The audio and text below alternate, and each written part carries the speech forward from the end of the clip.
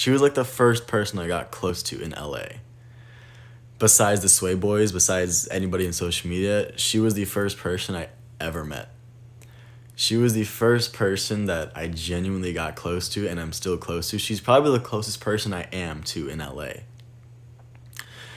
She was she was at the Sway House 8 days in a row when Olivia and I broke up because I was obviously like dying in my room because Olivia and I had broken up, so I was obviously not okay. So I called Holly and I basically said, I need you right now. And she was there 8 days in a row.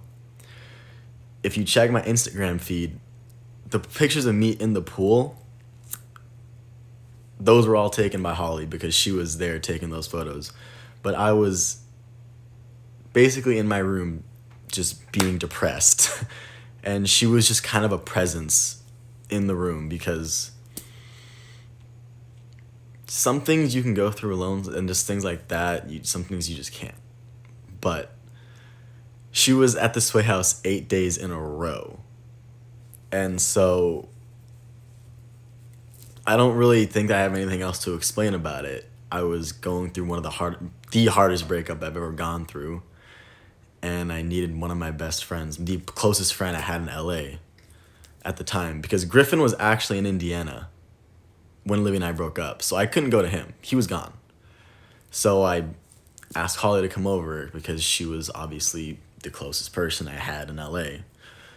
There was nobody else I could really go to. Like, I love the Sway Boys and all, but if you're a dude, you can kind of relate to how uncomfortable it is to really expose your feelings to your guy friends and say and cry in front of them. It's just not the same as if it's with a close girl who's also a friend, because girls just deal with emotions better than guys do.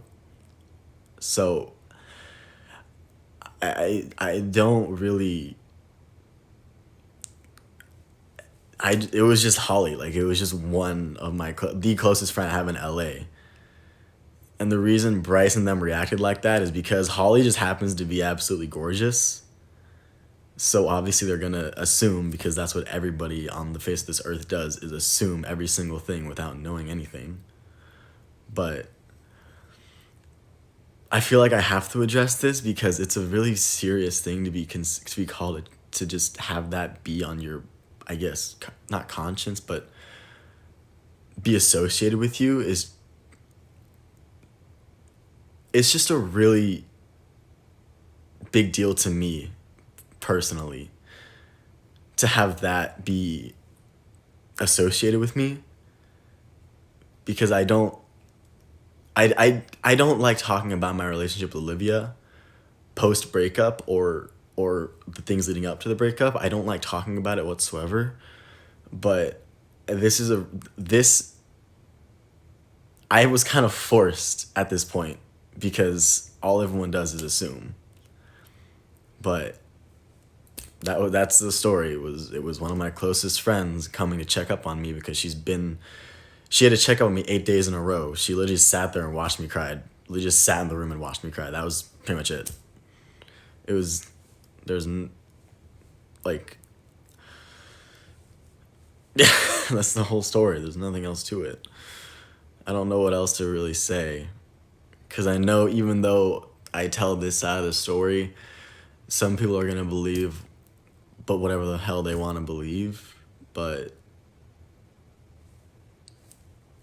that's it.